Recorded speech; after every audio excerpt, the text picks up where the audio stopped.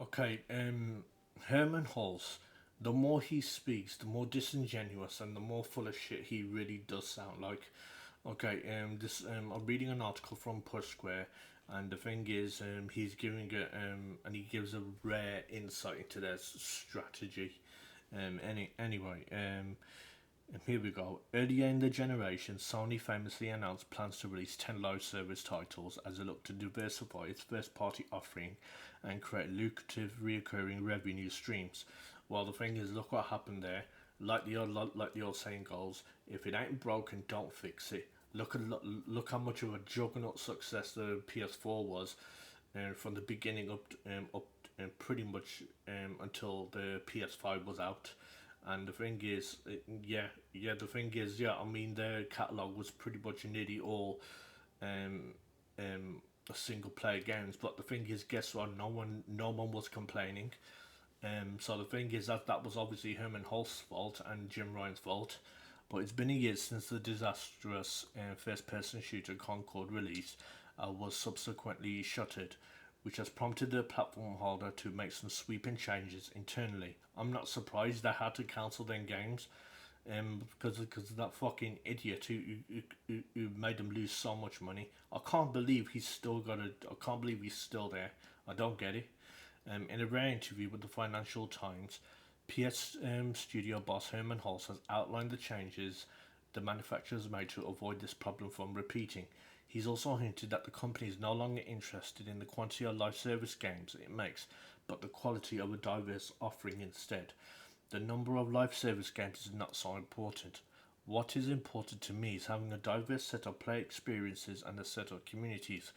We have since put in place much more rigorous and more frequent testing in very different ways. The advantage of every failure is that people now understand how necessary that oversight is. The article explains that PlayStation is now doing much more group testing.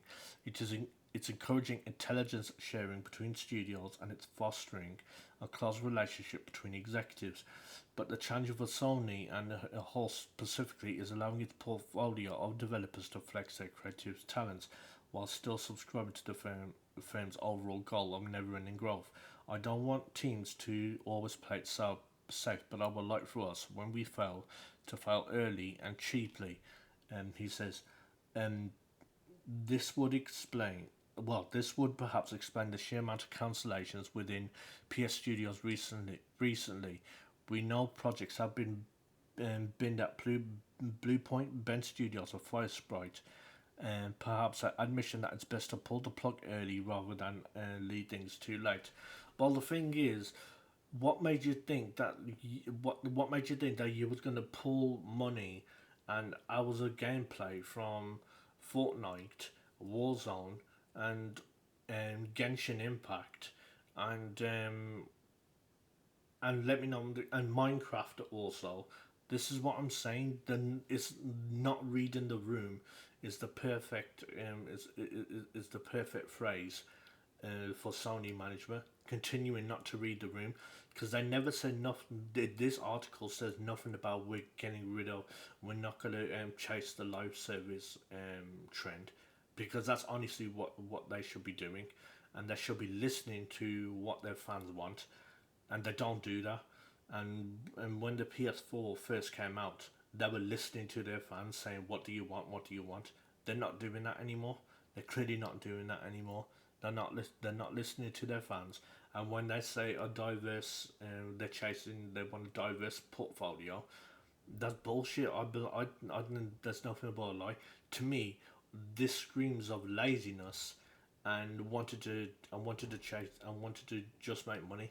Nothing wrong with wanting to make money, but the thing is, if you want to make money, then the thing is, if your developer studios want to get more creative, as far as with the stories of their games and gameplay, allow them to be creative. Then don't force them to don't force them to make don't force them to make games of what you think are going to be successful, which gamers don't want.